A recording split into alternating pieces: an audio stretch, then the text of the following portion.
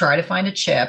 Again, I have teenagers that doesn't have seed oils in it. We have like maybe 4 brands. Hmm. And I love that there are brands of some of these options for, people that live in a realistic environment, but they come in very small bags Yep. and they're much more expensive. And so I'll Yep. remind my kids, please don't go overboard because Yep. I'm not going to buy the same quantity that you would get in the seed oil laden options that are out there. So Yep. just know that when it's done, it's done. Yep, that's right. Yeah, And I so think there there's, are chips. My kids like one that's an avocado oil, but yep. just like you said, they're small and they're expensive, and the kids know that's a finite resource. Dad's a professor, which means we can only afford so many, so much of it.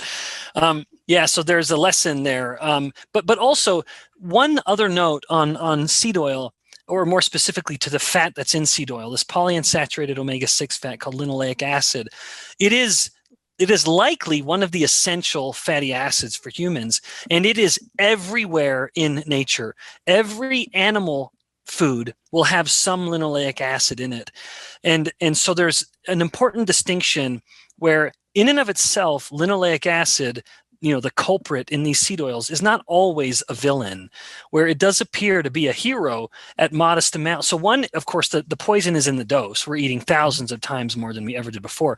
We're also eating it in the absence of natural antioxidants that should come with it. Because when you're eating an animal fat with a little bit of linoleic acid, you're also getting some trace amounts of natural antioxidants, like say vitamin E. To some degree, that's going to be in this animal fat as well. And I don't think that's an accident. The fact that you're getting this linoleic acid, which might be essential for humans, with an antioxidant that might help it stay in its original form, I think there's something to be said for that. What is interesting about linoleic acid is that it is used by the brain to create ketones. The brain can make its own ketones from linoleic acid, but only if it's in its original state. If we've taken that linoleic acid and turned it into a lipid peroxide, it's done, it's committed, it's harmful now, nothing else, full stop. If we can keep it in its original state as just this polyunsaturated fat, well, the body can do something with that. The cell can do something with that. And whether it is using it for fuel by burning it, or whether it is turning it into arachidonic acid, which is not the villain everyone thinks it is. Every arachidonic acid is relevant to inflammation. And so because linoleic acid is a precursor to arachidonic acid, people will say that it's inherently pro-inflammatory. That's just not true. We need arachidonic acid. There's no recovery. There's no immune response if it's not for arachidonic acid. But at the end of it all, to use linoleic acid well, it must stay in its original form, not become a lipid peroxide. And I think when we get it from animal sources, like in beef, in eggs, in dairy, wherever it's coming from, it's always coming with some minuscule amounts of antioxidants, and I don't think that's an accident. I think it's a beautiful balance. And for anyone that's listening and thinking, I don't know what we're talking about. So, broad based omega 3s tend to be anti inflammatory, omega 6s tend to be pro inflammatory. But much to your point, we need some degree of inflammation acutely. I mean, that's absolutely critically important. I'm not a scientist, but I remind people that uh, if you overall look at the typical standard American diet, it is more pro-inflammatory, Yeah. less anti-inflammatory, and those seed oils are what help drive those imbalances. Like I was taught many years ago that it should be a 1-to-1 balance, and that most Americans it's a 20-to-1, which explains a lot of the health things that we're kind of touching on. There is something that is so often misunderstood and is then weaponized, again, Mhm. because of it being misunderstood. And that is the difference between glucose in the blood and carbohydrates in the diet. There are some cells of the body that have a genuine and total reliance on glucose. Like the red blood cells can only metabolize glucose. That is literally the only fuel for a red blood cell. There are other cells that appear to have some need, some cells of the kidney and perhaps in portions of the brain, where it does appear that glucose is playing some role there, essential or not, we don't know. But let's just, regardless, the brain is happily or gladly using the glucose. But um, that is confused with then suggesting that carbohydrates are now absolute and required in the diet. No, just because some cells need glucose, like red blood cells, the most obvious, does not mean the diet requires carbohydrates, because to your point, because there is the need, the liver makes all we need.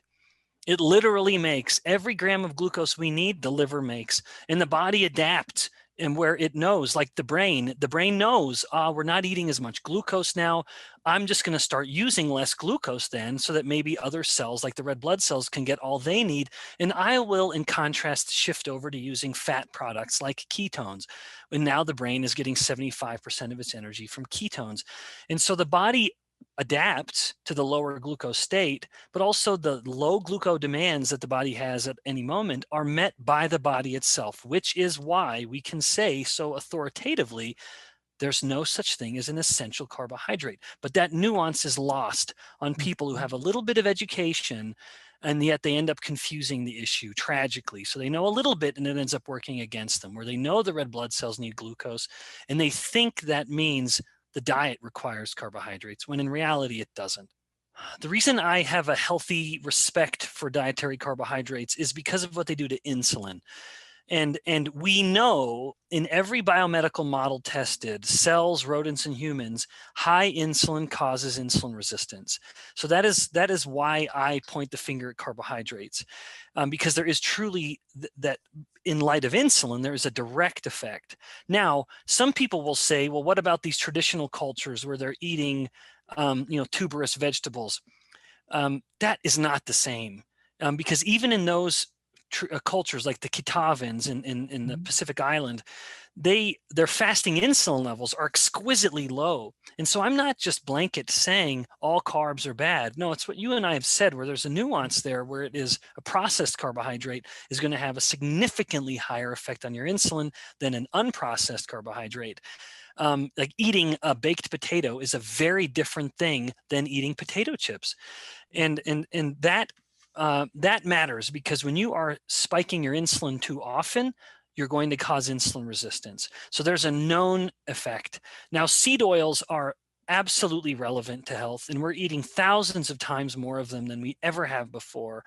And at a superficial level, the body knows what to do with glucose better than it knows what to do. Like a high load of glucose, the body knows what to do with. A high load of seed oils, I think, is probably in and of itself more pathogenic. That's going to do more harm. And that's because the primary fat from seed oils is so readily oxidized. It is turned into what's called the lipid peroxide. And that is this kind of unholy, the result, the kind of the bastard child of this unholy union of oxidative stress and this readily oxidized fat. And the problem with the lipid peroxide is that it can now induce oxidative damage anywhere it wants, in DNA and proteins in the mitochondria, in the nucleus. It can go anywhere and induce oxidative damage. So they're highly pathogenic. The degree to which these seed oils are directly contributing to insulin resistance, well, that's just a little less clear. Any fat, I mean, people will cite studies in rodents and humans when they're infusing fat and then that causes insulin resistance. Any fat will do that to some degree. If you just start infusing a lot of fat directly into the blood, which is not the same as eating the fat, you start infusing fat directly into the blood, the body needs to burn that fat.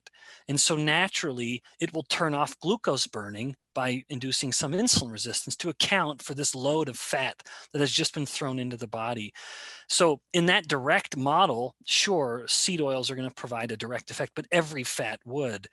So the evidence that eating seed oil is directly going to cause insulin resistance, that is less clear. I can say with certainty, when you put seed oils on cells, it doesn't make them insulin resistant. So there's not a direct effect.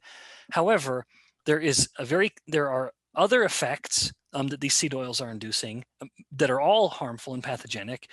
But within the realm of insulin resistance, I suspect there is a connection, and it's more of an indirect connection. And that is high consumption of seed oils results in high accumulation of these fats in fat cells. And the seed oil metabolites in fat cells will cause a fat cell to grow through hypertrophy rather than hyperplasia. And of course, as we discussed at the outset, that is the more harmful insulin resistance way for fat cells to grow. This is a bidirectional phenomenon where you can have gastrointestinal problems, which always in some form, almost always, will result in some form of inflammation, in subsequently causing insulin resistance itself. So you can have a gut problem causing insulin resistance. In contrast, or let me say it a little more broadly, a gut problem causing a metabolic problem, and then it can go the other direction. You can have a metabolic problem causing a gut problem. So the prior direction that I mentioned, gut to metabolic, that's obvious, and it's usually through inflammation, where when the gut is compromised, one, it's invoking a direct immune response at the gut, because that is the single site of more immune cells than anywhere else in the whole body. This site of interaction between what we've ingested and it now coming into the body. No surprise that we have a huge, wall almost of immune cells to make sure that whatever's coming in is supposed to be coming in. Mm-hmm. And so a gut problem often will result in an inflammation problem. And then the more that problem will continue, of course, the more we lose the integrity of the gut, and molecules that are supposed to stay in the gut now start moving into the bloodstream, causing now systemic inflammation, all of which is contributing to insulin resistance. Inflammation is a primary cause of insulin resistance. Now, the direct molecular mediators that result in or mediate insulin resistance now causing a gut problem is simply unclear. We do know that people with more insulin resistance have a much, much greater likelihood of developing or already having some of the problems, and you just mentioned them, gastroparesis and GERD and irritable bowel, but the mechanisms aren't clear. Some of what might explain it, and I'm speculating, could be a lack of energy to some of these cells, where we don't have, if the cells have become insulin resistant, they might be compromised in their ability to pull in glucose to some degree, meaning that they can't do what they need to do, including, say, a smooth muscle around the intestines to be contracting and moving the food along through peristalsis. Those are muscles that are helping that happen, and it might be that those muscles are insulin resistant and now they're just more lethargic due to a lack of energy. It might also be a lack of overall protein synthesis within those cells, or the maintenance of those proteins, because insulin is anabolic. It wants to tell cells to grow things and keep those things. Now that has to be checked, of course. You need anabolic and it needs to be checked with catabolic. But as the cell is becoming insulin resistant, you might be losing some of the anabolic effect of that insulin. And so the cells themselves are compromised in that they aren't making their proteins, or they can't keep their proteins. And proteins are really what lets a cell do whatever it wants to do in some way, shape, or form, whether it is proteins on the surface of the cell, or proteins inside the cell, or proteins within the organelles of the cell. It's the proteins that allow the cell to do whatever the cell is trying to do. And insulin likes making proteins. We know that people that are vitamin D deficient, you do nothing but give them vitamin D, to a high quality usable vitamin D that increases their plasma vitamin D, and that alone will improve their insulin sensitivity.